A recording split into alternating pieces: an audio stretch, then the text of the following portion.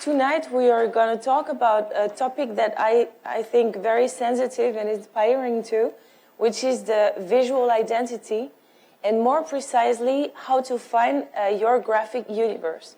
So, of course, it will be related to our way to work with our startups, because we are trying to give them some methodology and some tools on that way to identity.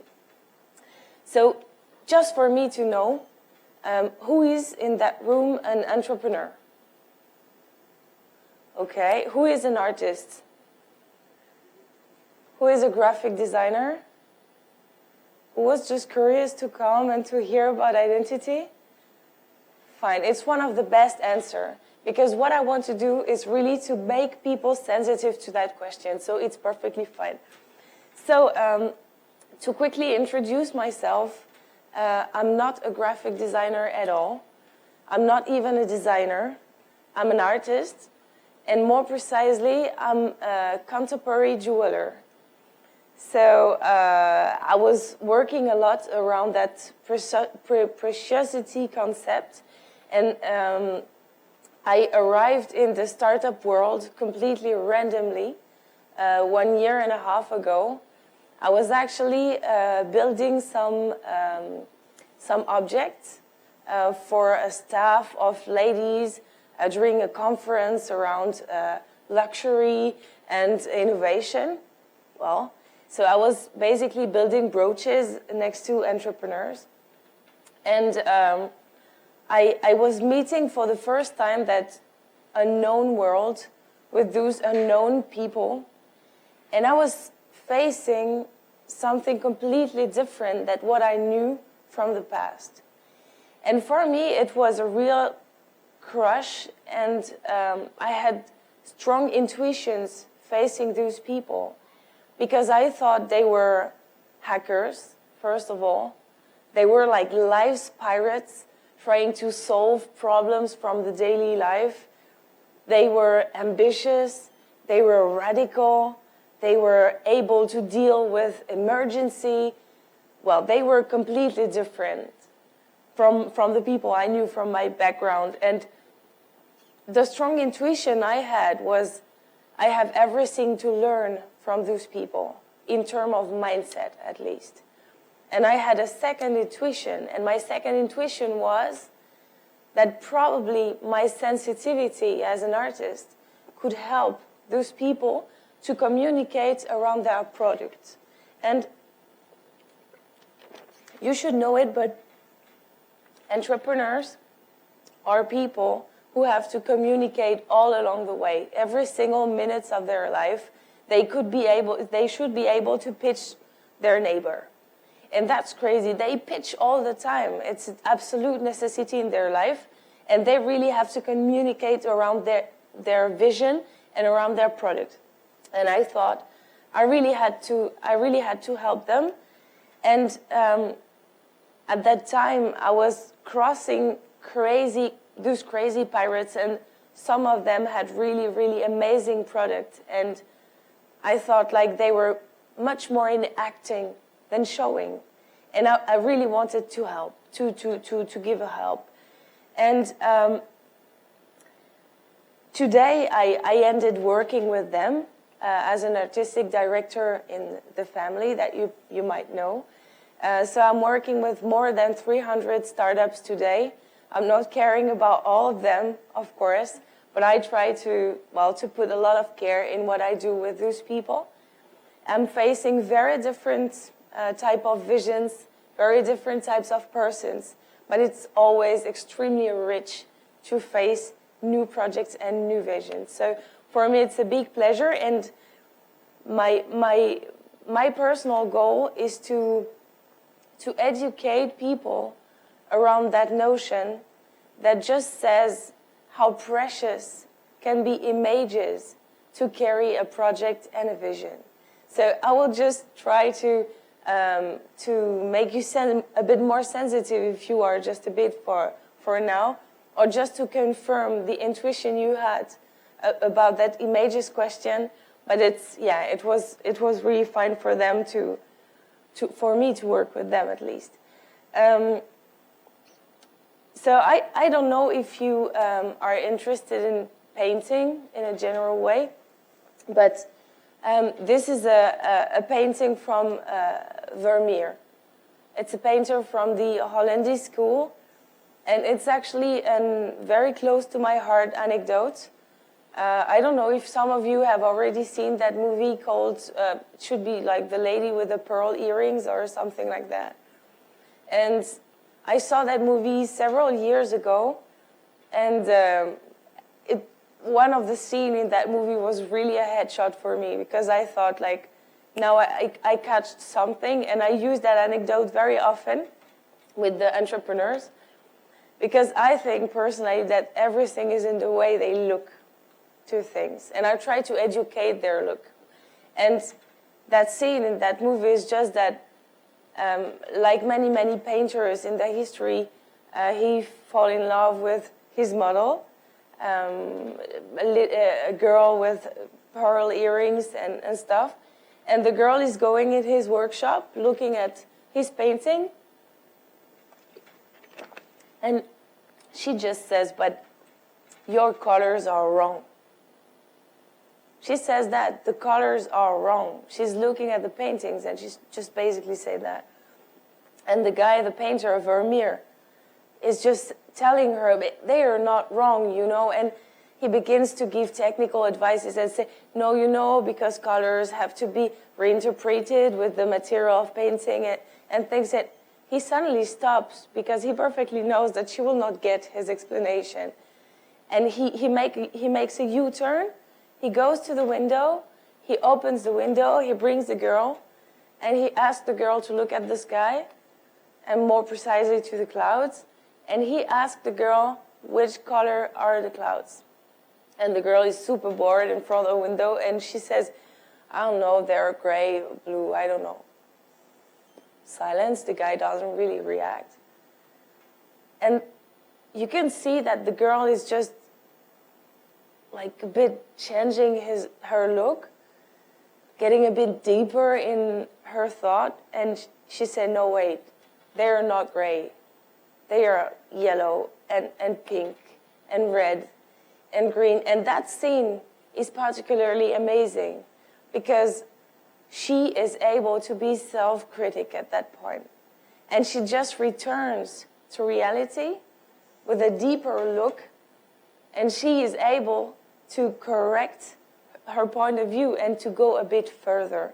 And when I'm just telling this anecdote to the entrepreneurs I'm working with, I'm just like, guys, please make the effort to go to the second layer of reality with me, because it will help us not to be that literal, and it will avoid to be too much of boring.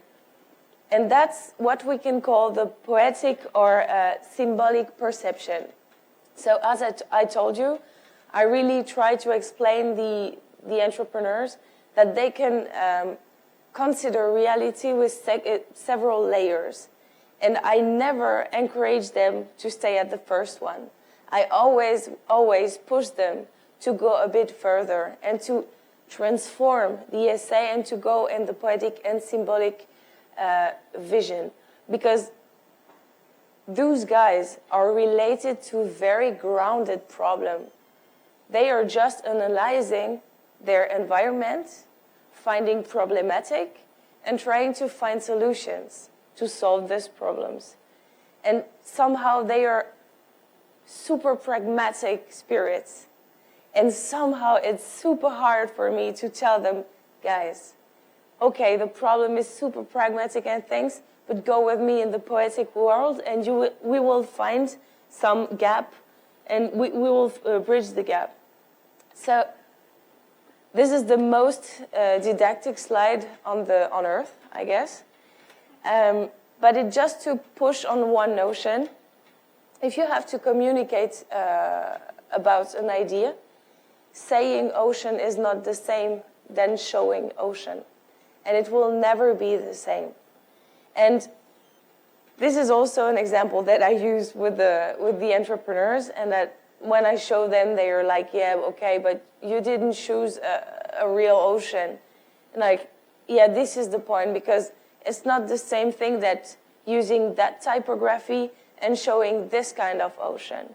It's absolutely not the same. Every little choice you will have in your identity will have an impact on the way people will read it.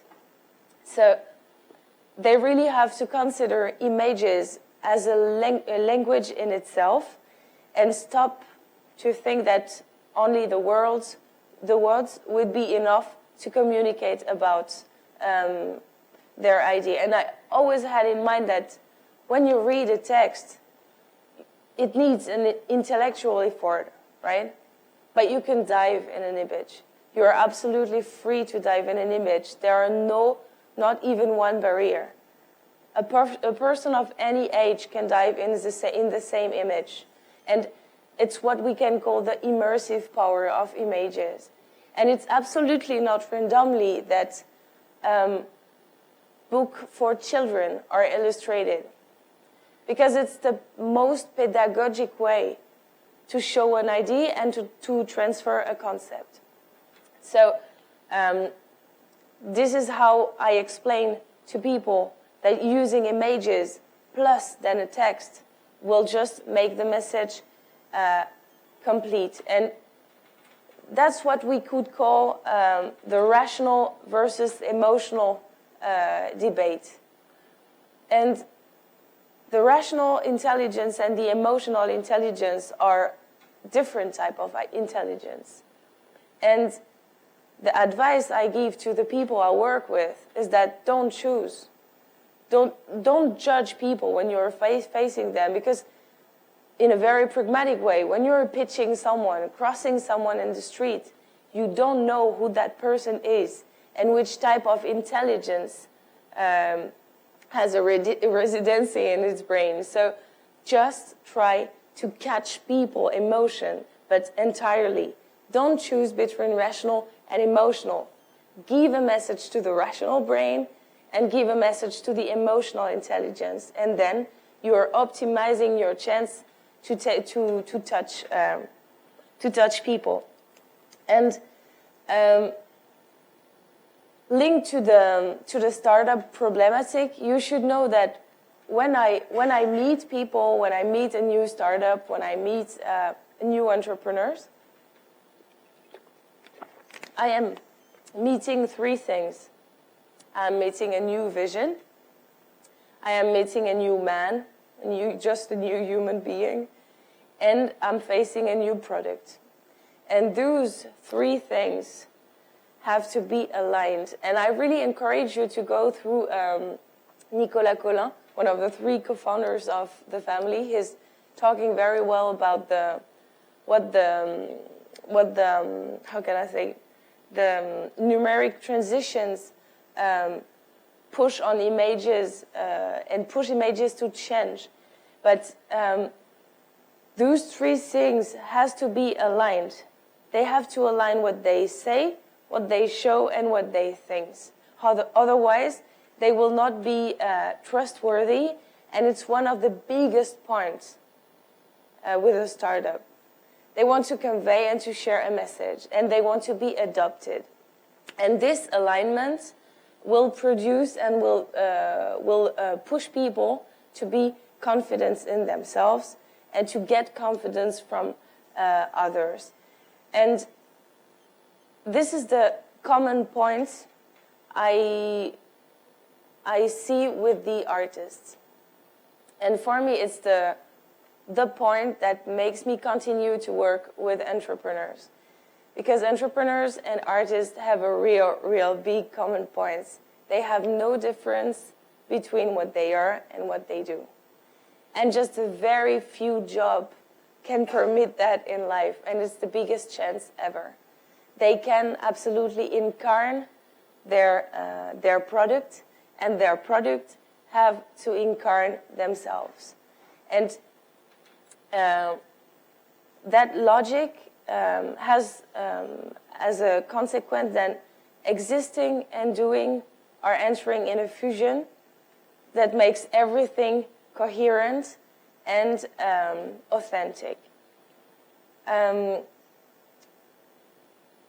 the benefits are very clear. Like being coherent has a lot of benefits, and we will see that later. And that's why I encourage the people I work with to find their way and to use their own taste. When I'm meeting a new person, I'm like, guy, I'm not just here to teach you what is beautiful or not. I mean, this is the subjectivity debate, and I never have it with the person I work with. Because I would be wrong to try to tell people, no, that's ugly, man. It's absolutely not my role to play. I'm just accompany them through the worlds of images, and I help them to choose what they like. So here is a little sentence. I don't know if you can read it, but it's a sentence I just love. It says, a little bad taste is like a nice splash of paprika. We all need a splash of bad taste. It's hearty, it's healthy, it's physical. I think we could use more of it. No taste is what I'm against. And I'm facing that very often. Like people come to me and say to me, like, Julia, you know I have no taste. Like, don't even try to help me. I have no taste. It's wrong, man. You're just choosing clothes in the morning. It's the first artistic direction that everyone does on himself every morning. We all have taste. We just have to connect with them. And why I push people to find their own taste and not to fall in the trend logic, because we will try to be a bit timeless.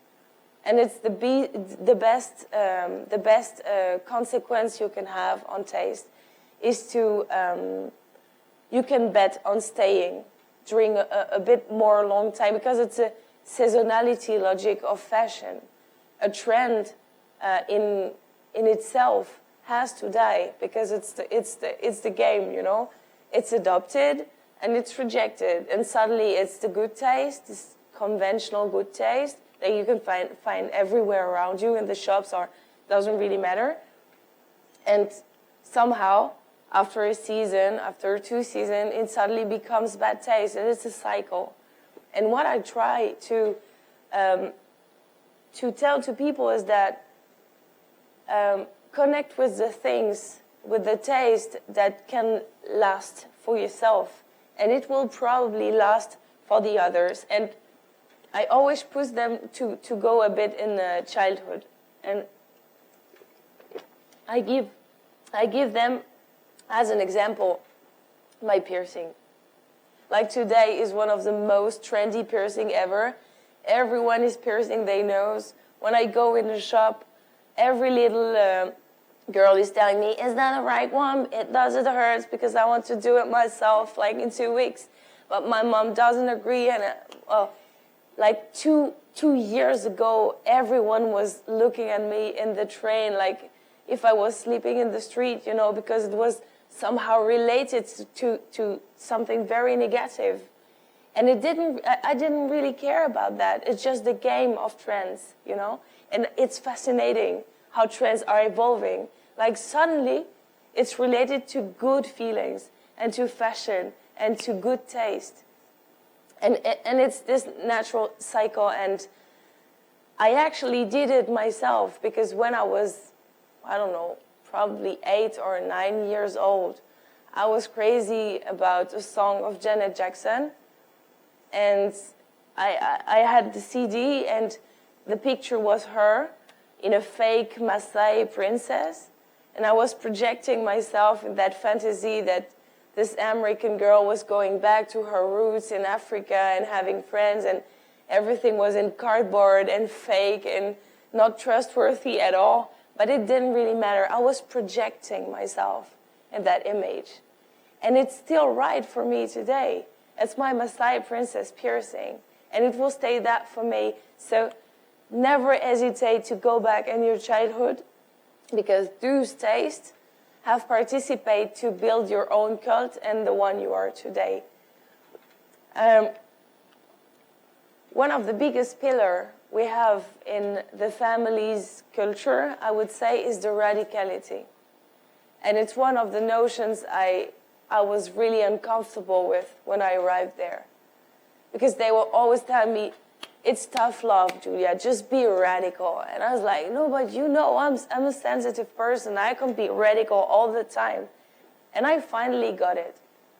Because being radical permits you to save an incredible amount of time. And concerning the identity, what is really interesting, though, is that identity is constantly evolving, following that logic that we are what we do. So our vision is linked to our image, and everything is linked. So, or if you are completely abnormal, but you might evolve for the rest of your life constantly. So just consider that your identity is going to evolve for the rest of your life. So just fix things. And don't take it dramatically if it's wrong the day after, but try to be extremely radical and not being afraid of mistakes, because mistakes are fine, absolutely fine.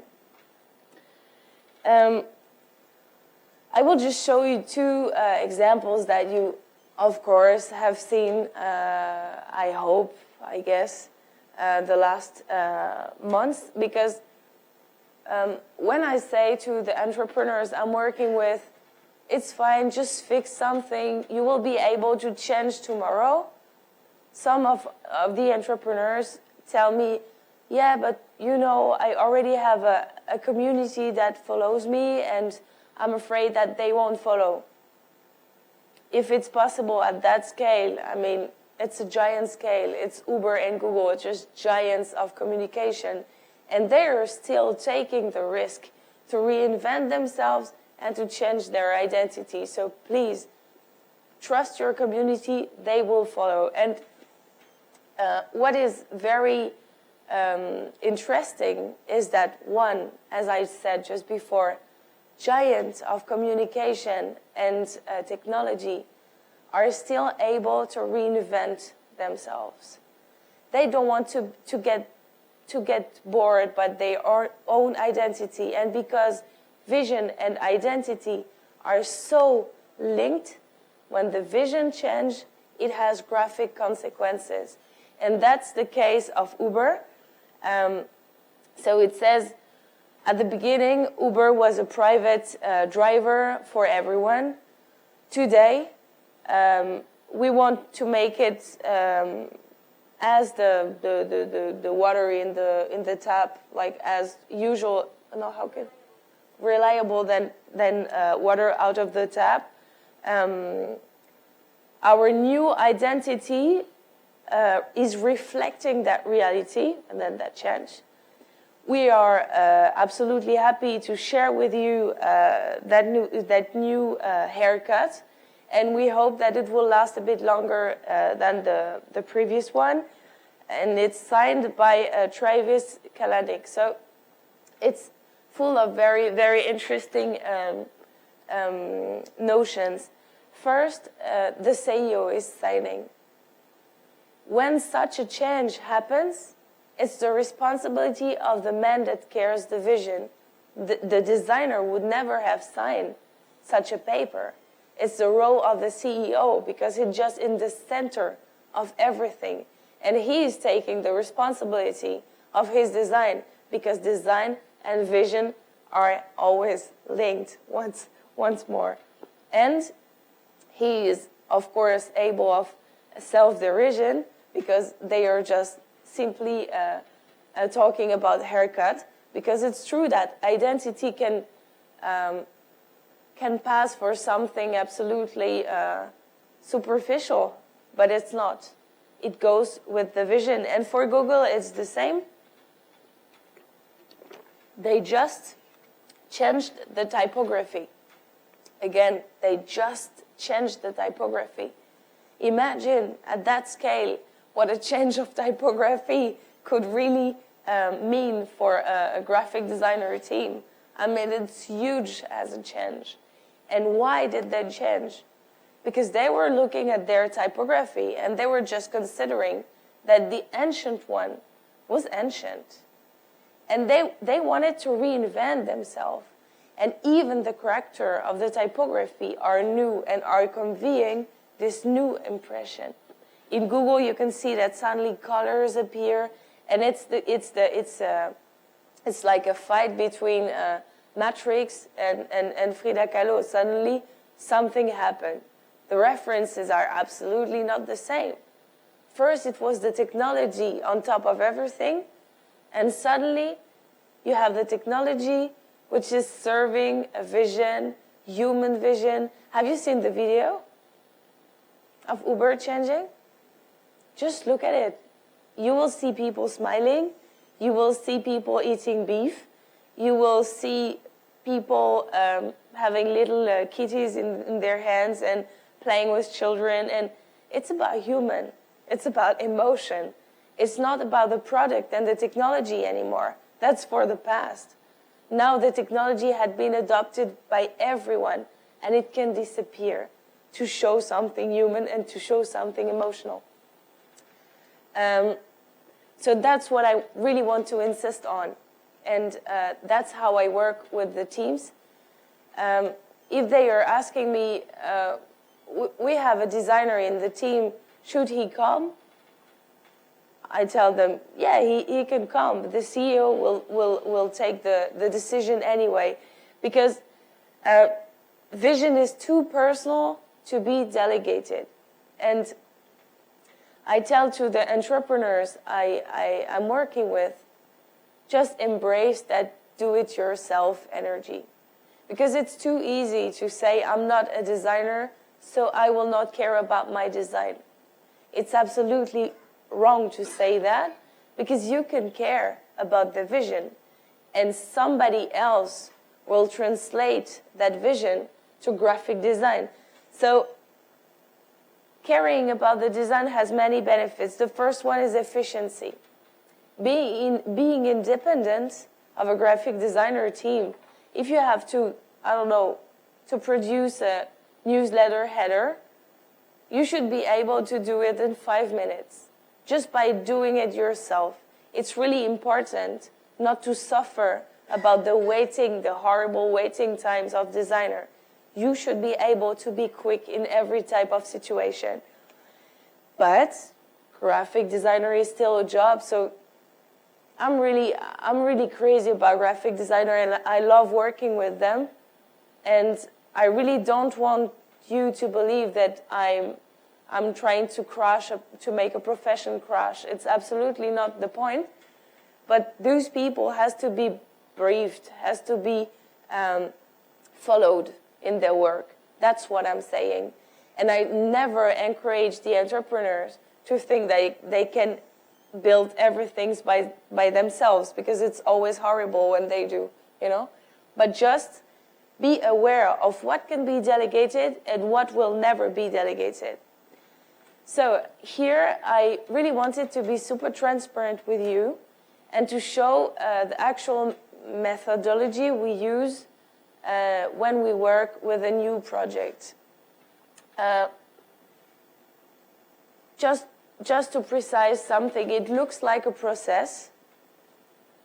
It's a bit of a process, but I always care about not falling in automatism. Because if I fall in automatism and I stop being empathic, I miss it, always. So it's kind of a process, but we still in a very and maximum care logic with the person we are working with.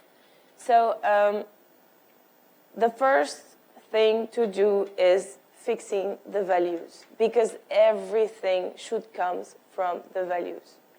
And this is the best way not to make something for free that doesn't mean anything and that is just beautiful.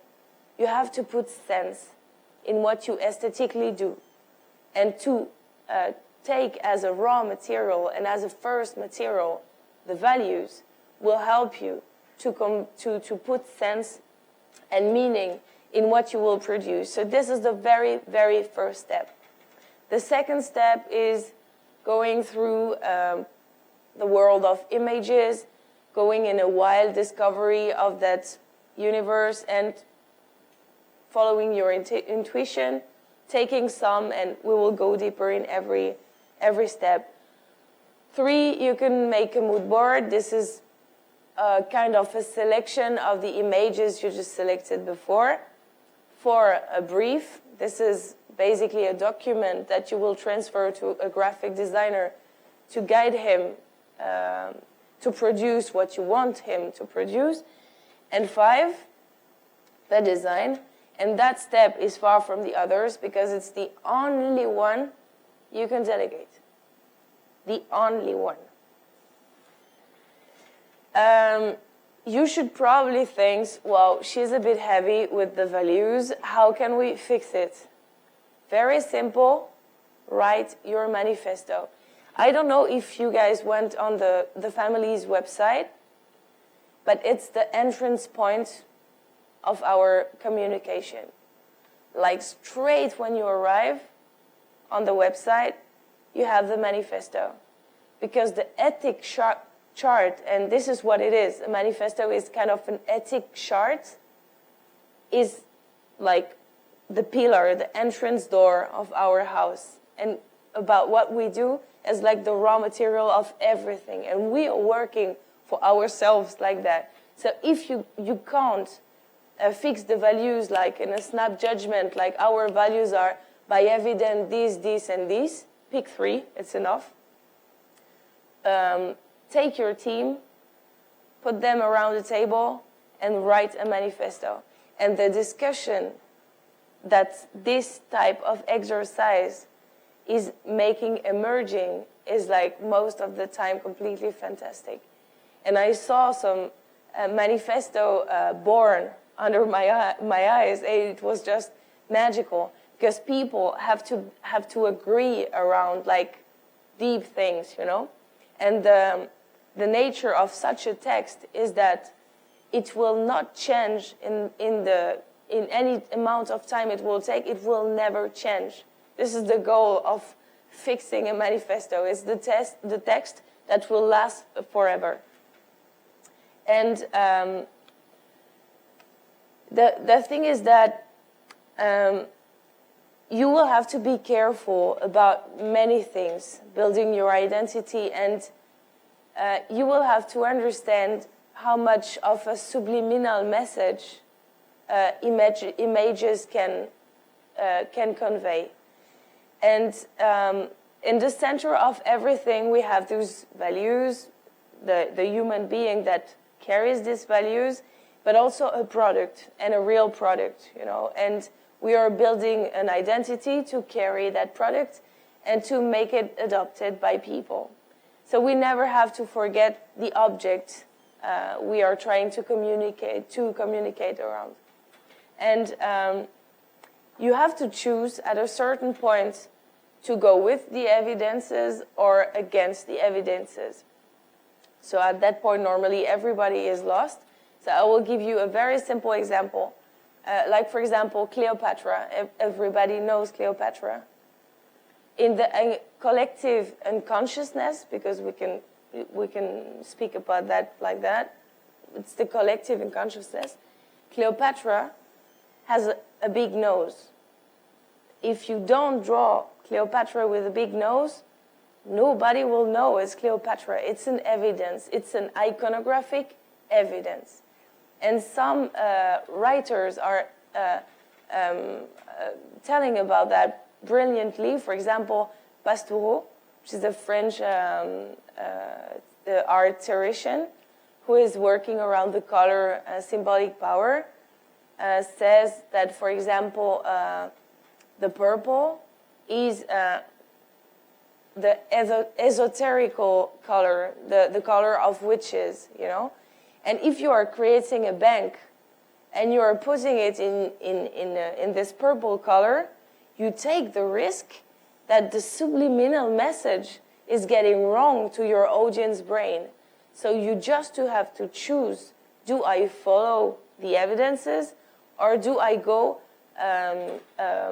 against those evidences? And I know it sounds a bit caricatural maybe, but it's true. It's absolutely true. And you can find many examples to carry that vision. And every little choice will convey a message and will participate to the global ambience. So just be really aware it's a science. Color, shapes, it's a science. And it's all about a global ambience. So the first step, the very first step that we ask people to do when they come to us is to make the identity canvas exercise. It's very simple. It's a document that we send to the entrepreneurs before we are physically meeting them. And we are trying to convince them that this document is for us, but it's actually much useful for them than for us. Because like the manifesto, it's just creating a discussion around notions, and the result will be fixed somewhere in the document, and this will just like end the discussion. It's here, it's written, it's done. We are work on that. So that's really fine when they can do it. The first page is concerning the founder, and this is very logical because, as I said, the founders are in the center of everything. Who are you? 3 words that can describe each of you, and it doesn't really matter to go through all of those questions. It's just basically questions that fix notions. For example, 3 words that can describe each of you. Just that discussion is absolutely cool because people have to face each other and to say, oh no, I would say about you that you're a bit susceptible. I'm going to write it because you are. And you know, they have to be super honest suddenly. And this is what this exercise is done for. The problem, talking about the problematic you're trying to solve is always a good thing. The niche, so the person you are addressing, who are they, their age, localization, can you access that target, how, when, where, etc. And the last page, and which is for me one of the most important, is the Chinese portrait. The Chinese portrait is an exercise that's helped people to describe them through symbolic representations. So if you were a movie, if you were a dish, if you were a celebrity, if you were a fruit, a cartoon, a color, an artist. I don't know if you guys play this kind of game in the daily life, but it's so much of revelation on someone. It's super funny because suddenly you have to describe you in another type of language that has to say the same thing, but in a bit more funny and a bit more just out of the box, you know? Just ask someone you cross in the street, if you would have been a shower gel, which shower gel would you have been? Because the question is absolutely not which type of shower gel do you have in your shower. We don't give a shit. You probably have problem because the water is shitty in the city, and you go in a pharmacy because you know it's itchy after 2 weeks. So it's not the question. It's more like if you had to dream about yourself through that daily life component, which is a shower gel. It's nothing. But try to make me dream with this shower gel metaphor. And it can be absolutely fascinating. And I play that game, of course, very often because it makes me laugh. And it shows me very pragmatically how much and how big is the capacity of people to dream about themselves. And to be super honest, if I had to answer that question, I would say, like, first, I will not be a shower gel. I would be a raw piece of soap because I care a lot about natural elements, you know. I will probably be a bit milky, but I don't know, something that smells a bit wild and strong, like patchouli or something, you know, and that refers to exotic and blah, blah, blah. And suddenly, I told you so much about myself already. So make that exercise with your friends. You will laugh a lot. The thing is that you just have to allow you to dream a little bit. And one time, like every time when I meet those people, those entrepreneurs who are real pirates and who are like monsters of execution ability, I'm just like the magical, space. And I tell you that allow you to dream. It's fine. We're going to dream about that project a bit and trying to take it in a bit less literal definition. The second step is to build a Pinterest. You all know what a Pinterest is? Yes? Okay. So this step of the process is one of the most wild. You will have to go through the images jungle. This is, of course, a metaphor. You have a different jungle. You have the Google image one. You have the Pinterest one. The Pinterest one is a gentle one. Like, you can go there without too much risk, The Google image is already something a bit more complicated. So what I'd advise you to do is to use the crush machine. So when you will have to go through that, wild research of images, that's what I call a jungle, is a hostile environment where you can get lost very easily, where you have wild animal, and you just don't take a little walk in the jungle. You go in the jungle with a special goal, with weapons, and you are aware that it's dangerous, because many people never came back from that jungle, So just put the crush machine on. It just means that you have to preset your brain with those values, for example, and go to that jungle in your mind that you have to search around certain topics, precise topic. Otherwise, you will get lost for sure. And it will be the biggest loss of time of the history of art and creation. And that's what I call also the thermal vision, is that like you go very, very freely in the thing, and suddenly you have your notion in mind, like my project is about, charity, for example. Charity is a big notion too. So, okay, what remains me to charity? You go with your intuition, okay, but if it doesn't refer at any point to charity, you don't take it. Otherwise, you will get lost. And for the future professional, you can have a little bag, which is called the for later bag, but this is really for experts. Don't try to put it there straight. But just if you crush on an image and it doesn't refer to anything, you just put it in the for later bag, and let's see what happens with that. This is how Pinterest look like. So it's a research by keywords. It's an images collection, intuitive and wild, but conscious. You make choices. You make that, is it me? It's a game just to say, is that me or isn't that me, can I assume that image or not? Make the sweatshirt test. This is the best test ever.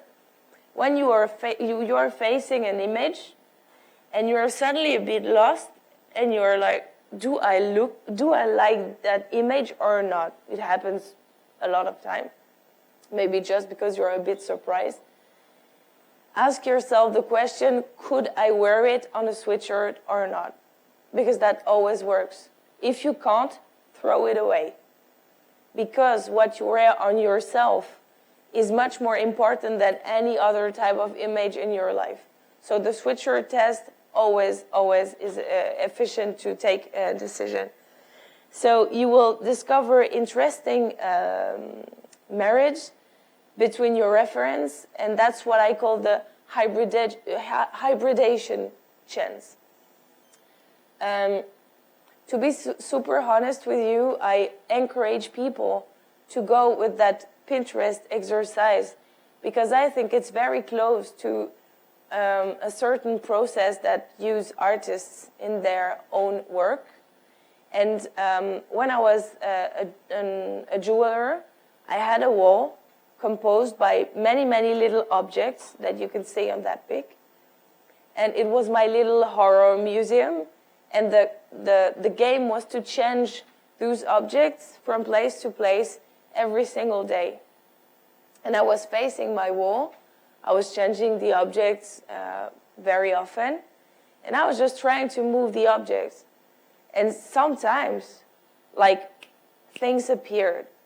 Like, I never thought about putting that stone with that kind of plastic, and this mix of colors really works well. And it's just a way to let randomly the chance to the material to give you some ideas. And this is, to me at least, a very, very good way to build things.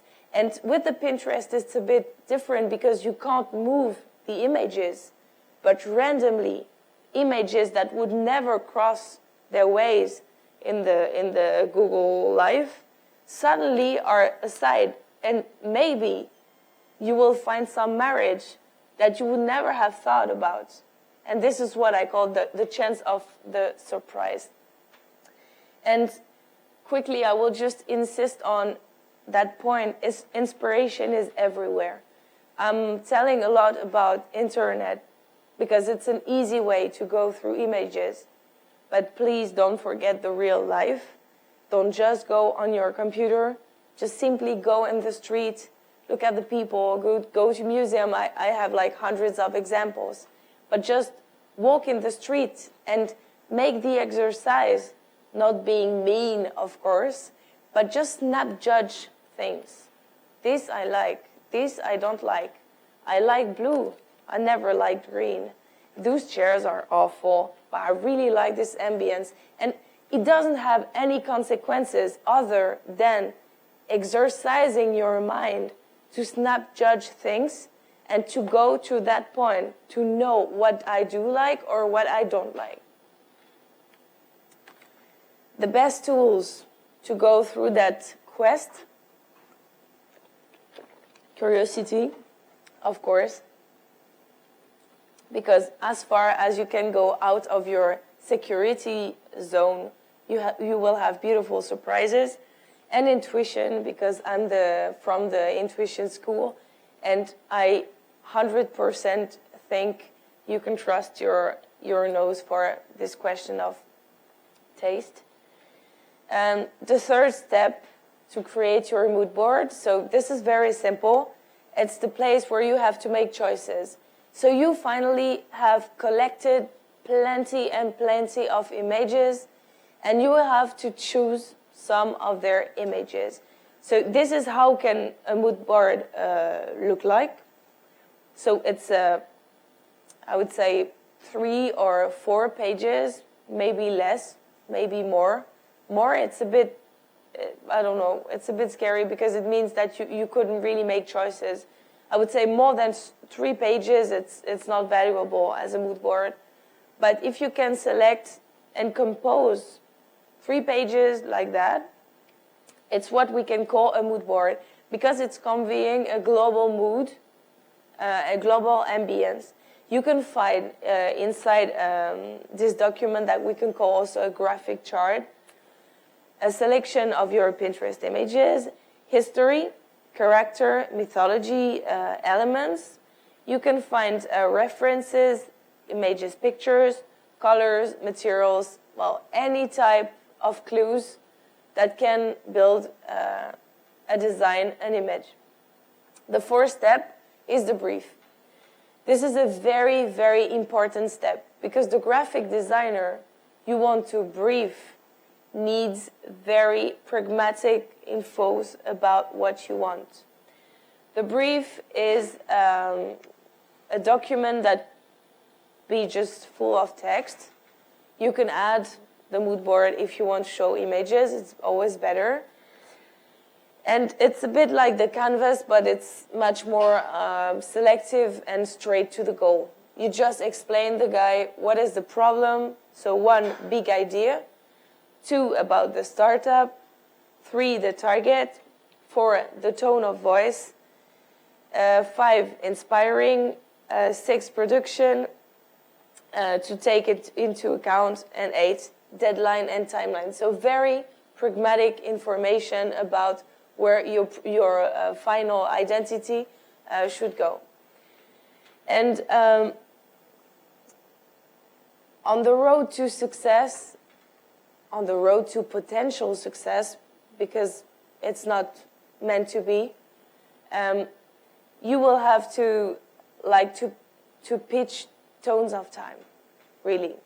And when you pitch, it's mostly verbal communication.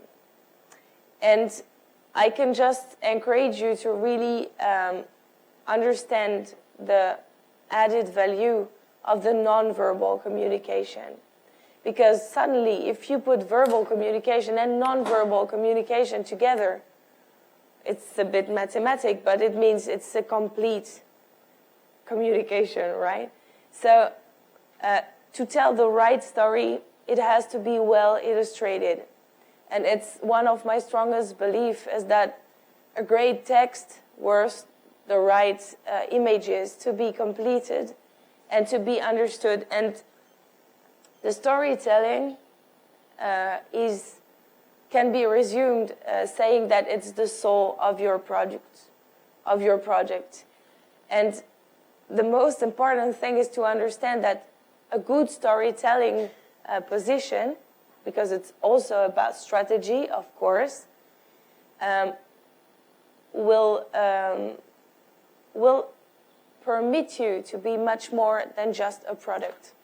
It will permit you to be an experience and to be adopted as an experience. And that really changed the game, because you will touch people, you will create a link with those people, and again, the numerical transition changed something very important in people's mind, that before that transition, they accepted to be treated as a group. Today, everything is going in the sense of individualities, and they want to be touched in their intimacy and their own sensitivity. They will never accept to face again this massive communication. And that's why you have to create a special link with each of your user. And that will make it human and inspiring, of course. And this is what I call the holy crush. And I think it's the goal you should follow. And it's absolutely on purpose that I illustrate the holy crush concept with sparkles. Is that it's something that shines, that burns. The evidence is brilliant. And for me, it's really the big thing. And identity is the best adoption way to the best way to be adopted by people, and the best way to keep them. So about this adoption and retention concept, the image is really participating to those two pillars of growth hacking, because it's also about that. And by having a great identity that people will adopt with the role that plays your product, you will create loyalty, and you will create a strong engagement from your community. And for me, the equation is really simple. And it's a little warning, but a good storytelling with a shitty product, it's called the bullshit warning. If you have a super design and your product doesn't really worth it, you suddenly will become the biggest bullshitter on earth. If you have a super product and you have a bad design, you will be saleable. Saleable because it will always stay a few experts that will know how magic and how useful is your product. But if you have the right product and the right image to carry that, then magic appears. And for that, you have to be super honest, because the question is this one: do you really need a story? And it's absolutely not an evidence, because storytelling is again done for product that really worth it. And that really worth it, in a way, that storytelling is again, carrying that big why. The big why is the boiling point of the project. Is that question, what do you do? What you do? Why do you do what you do? Like this big why. If you're able to answer straight, like, I'm doing that because I'm believing in, this is the big why. And this worth storytelling. And I really can notice that there are different types of entrepreneurs. The first entrepreneur is the executant visionary. So if you take the example of Amazon, for example, like, no one could tell that Amazon doesn't have a vision. They had the biggest vision ever. But as many marketplace or e-commerce, it's the support of many little identities, right? It's a big platform that tries to sell little identities. Each little product is an identity in itself. So for that reason, first, it has to be silent in a way. This is the first reason. And secondly, this product is so much in an executive logic. It's a monster of execution. And then the vision disappears because it's not the point. So the design is kind of neutral because it was not the point. The second example, so this means you have a vision, but it doesn't really worth to put it on top of everything, because the first point is execution ability. The second point, the second type of entrepreneur could be the self-proclaimed copycat. So, for example, House Trip, which is the exact copy, like pixel to pixel from Airbnb. They changed the pictures, but it's the same.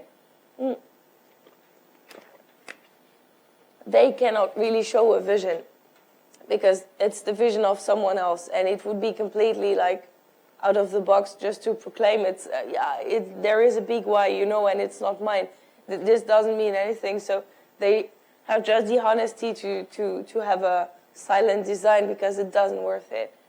And the third type of entrepreneur is the storyteller, which is, of course, the type of entrepreneur that worth the best design ever, because it will participate to something, because those people are selling much more than a product. Apple, because they are selling iPhones to Plexus Solar, they are not even selling products to people's heads.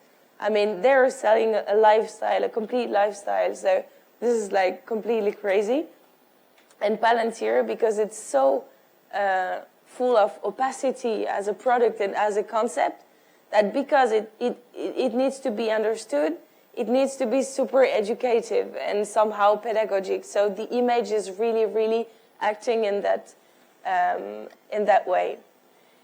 And I will show you two examples that we built and that we were creating at TheFamily, just to show you how the methodology works, but through applied example. The first one is Mojo Peak, and I picked that example because it will help me to show you how far we can go. So on your left, you can see how looked the website we were facing at the first rendezvous. My eyes were literally bleeding.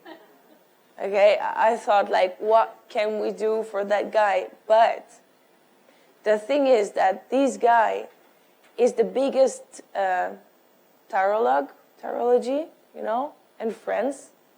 He is just the great author of bestsellers on that topic. He's amazing. He has a charisma that just could, I was intimidated at the first meeting because he's really mystical. He has a mystical aura. And he's not a guru, but he has something more. But he had that website, and it was a real pain. And to push a bit on that people, collective in consciousness, I thought about that picture from Pierre et Gilles. I don't know if you know them, but, well, it's a big cliche about Madame Irma and everything, you know?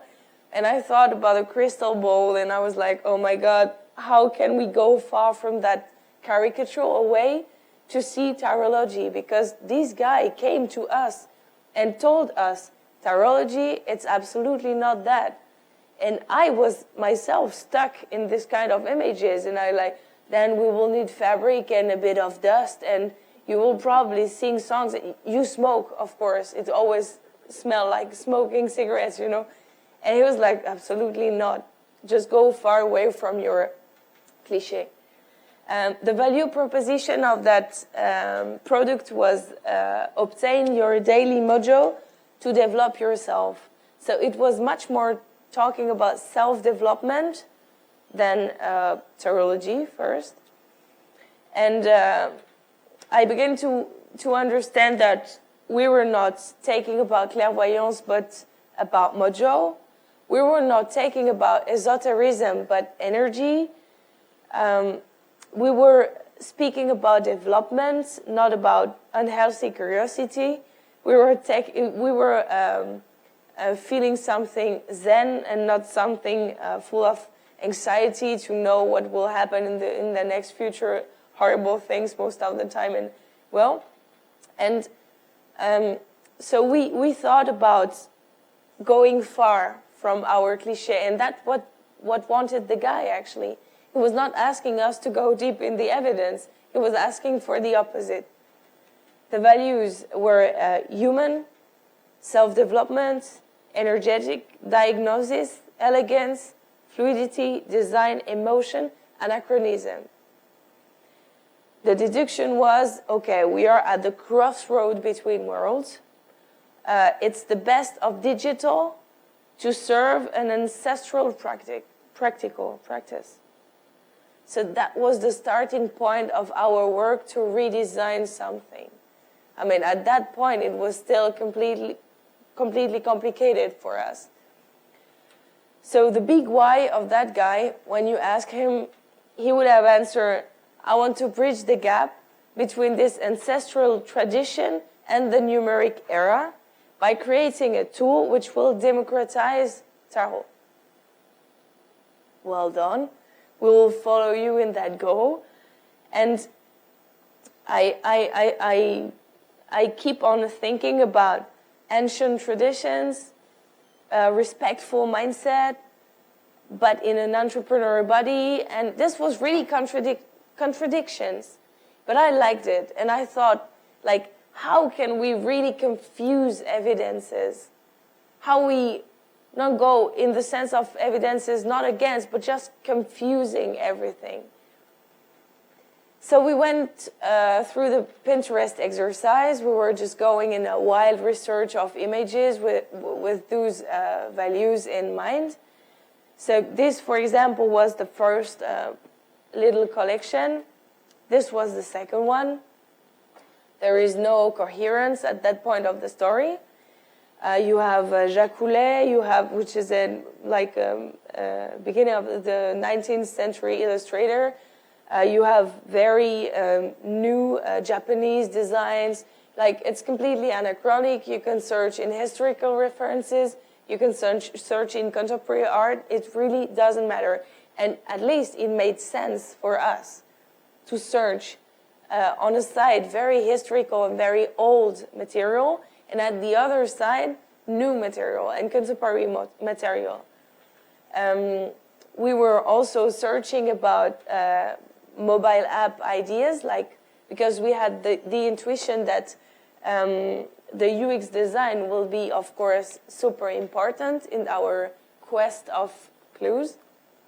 So I don't know if you know Mr. Mood, but for us it was a big help because we thought about coding the mojo, but each mojo can have a color and stuff. So in UX design it gave us ideas, and it was about data tracking. So we really had to find a beginning of ideas about the UX. We had in mind that it was about paper, because the cards, tarot, is really about the manipulation of an object. It has something really sensitive with the cards and the manipulation and everything. And I thought, if we lose that paper link, we will lose the soul of the product. We will miss something. So I had this paper notion in mind. And then we were passing through this translation mode. Like you go from an idea to a graphic consequence. So for example, this card game was giving us the paper idea, material or color, transparent diagnosis, the data tracking, playful UX, something where you can discover very easily the data tracking. Tradition plus innovation. We thought about Japan because, of course, it's a culture that really mix ancient tradition and like the best of technology. Transmission and tradition, symbolic respected. This you will understand later. And changing the mind, we thought about we really have to switch from the Latin culture to the Japanese one. This was our mood board. So you can see that some clues are still, some references are kept from the first collection of images. Some others just arrived after. And we took a big decision. We took the decision to redesign the cards. And it was actually like people really swear to me that I will have problems because I changed like an ancestral, symbolic, magical things. And I was a bit scared, actually. I thought like, oh, I'm touching something sacred, you know? But not to have problems with the mystical part of my life. We really had in mind to respect all the little symbolic parts in the cards. And actually, this card game had been adopted by many, many people now. Some of the users were like, oh my God, you just changed the card. It's like a blaspheme. And some of them thought, wow, it's so much fresher. And you respected all the little details and even the colors because everything is about symbol. I don't know if you guys are interested in tarot, but it's crazy to see how symbolic are the cards.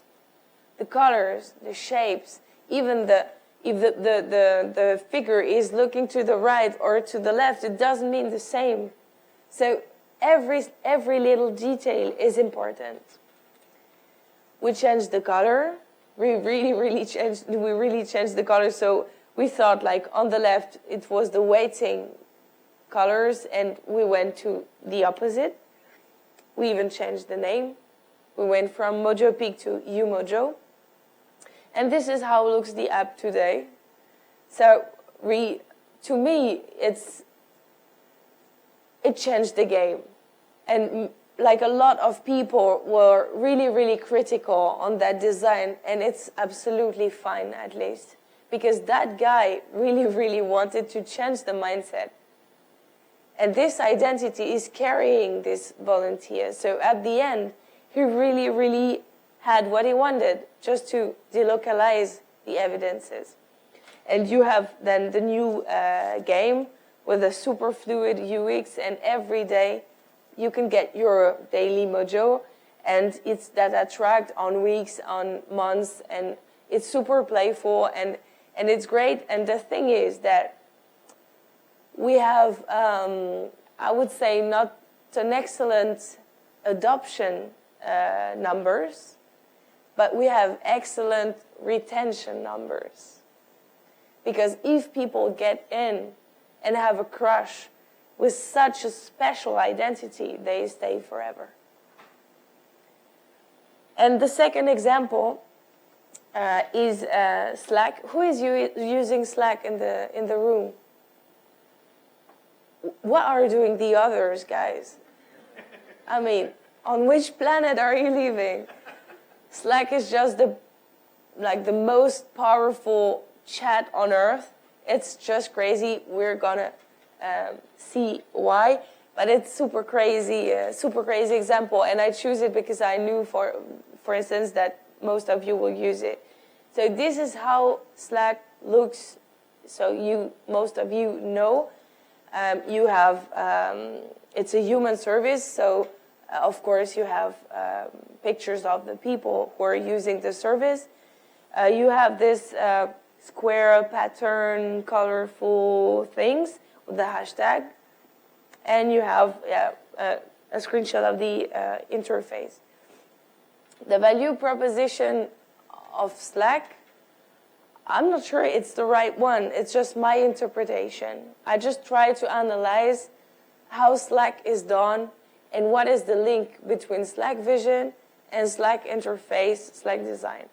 So if Slack had to have a value proposition, but I think I found it on the website, so it doesn't really matter. Slack brings all your communication together in one place. So that's the idea of centralization of the info. It's real-time messaging, archiving and search for modern teams, and this worldwide famous catchphrase, be less busy. Why Slack does what it does? If Slack had to write a manifesto, like I would swear on my own head that it will begin with emails are dead. I mean, that's for sure. They created a tool that really erased all the pain of an email, because email are painful, are closed. It's absolutely directed to users, isolated for the same reasons, and full of protocol. You have to insert an object, an address, to say in a very polite way, and it has the same codes than a letter or even a discussion. It doesn't dematerialize this protocolarian things of a talk. What matters the most for efficient teams? Energy and work. They need to save time. They need to make jokes. They also need to face hard topics and to face them together. And they have to share results. And this is an amazing point on Slack, is that this tool goes with the startup mindset so well, because those guys just permitted to scale the result concept. Like if you share the result of any interaction with all your team, then the feedbacks are just scaled. And we use it as the family. I don't know if you know, but when I arrived in the family, I didn't even have a computer, and I was drawing on paper, and I was asking questions to people because I was lost in the translations of my own life, arriving in the technology, and I was like, oh my God, freaking out. And I was asking my colleagues, do you know where I can find water because I'm just about to die? And my colleagues were answering me, can you Slack me, please? And I was like, I can Slack you in the face, yeah, but just answer my question. I mean, we're human beings, yes or no? And they were liking most Slacking, then talking one by one. And that made me crazy at the beginning. But for now, I'm Slacking with them. That's it. Slack helps you being focused together, for the same reasons, and emails are just painful. A good team is based on cult and freedom. Those are the two pillars of a good team. Cult, because everyone going in the same direction, and the freedom in a good team is just to think that nothing is impossible. I did it with my own boss. We were working on that document together, and she was really teaching me a lot. And she was telling me that, like, a cult must be built every day. I didn't know that. I didn't even realize how much she was building the cult of the family every day with us. And she was just going through little examples, and I was like, oh, you're so right. like this famous inside culture is built every day and should be alive, and such a tool permits it by, for example, customized codes or live debate to choose about things. Being together and direct, so this is possible through the talking concept and casual talk, so not saying all the politeness that doesn't really matter actually. The values, human, fun, efficiency. This is my own interpretation, but I think it's kind of true. And what is very interesting in Slack is to go back to the founders and to understand how linked is the design and the nature of the founders. They are pro gamers, but like strong pro gamers. They are big geeks. And you can see at every level of that application how geek it is. And it's absolutely not randomly that this application is so playful and full of little details that refers to the geek culture. Like, because the guy created a game for themselves first. And it finally became a tool for everybody. But it's a good consequence. They first built it for themselves. And it's very rare to see that technology products can be beautiful. It happens sometimes. Those guys just made Flickr. So you can imagine that if they created such a tool, they really cared for their own design. And you can see at every level of this app how the identity is strong and important. I don't know if you went through the Slack's website. I've discovered a lot about this product. It's fascinating. The Slack's identity is strong, of course, because it's worldwide known and used by everyone. It's free. You can download every PNG of every logo or typography that they use to communicate on their own product, but it's protected by guidelines. The guys write guidelines to explain you that you are free to use it, but not in the way you want it. The wording, the ethic of Slack is also going in the same mood that every element of the inside culture. They have a strong personal culture, which is already also linked to Evan Menschel or things like that, and they are allowing themselves to show it in their landing page, for example. They are never hesitating to slide on news that really touch them, linked to their own culture. They have this famous geek Easter eggs culture everywhere. In every single little details you can see it. Every blog post is branded with emoticons.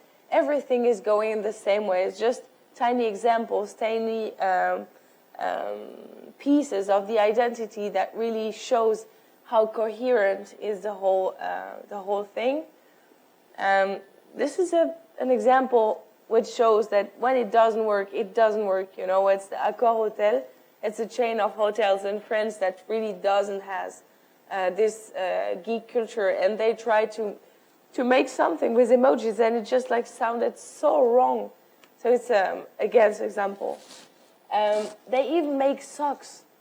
It means that more than being a tool, they really became a lifestyle, at least. And it shows how, by capillarity, they can enter people's life. I mean, imagine the amount of engagement the guy has wearing slide socks. I don't do it myself, right?